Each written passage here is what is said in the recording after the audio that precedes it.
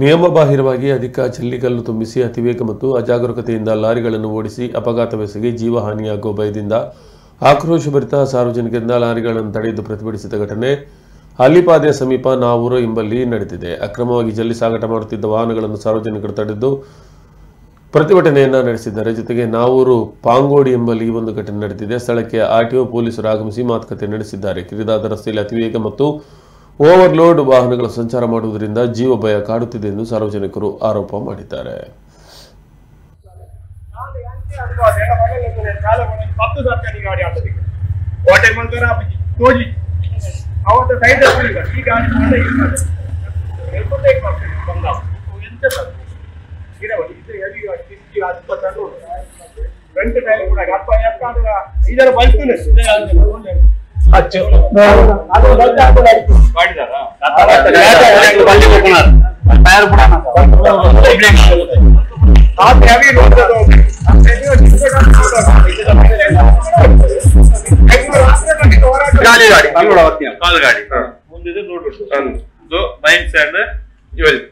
department ವಿಜಯಂಡ RTO ಜಾಸ್ತಿ overload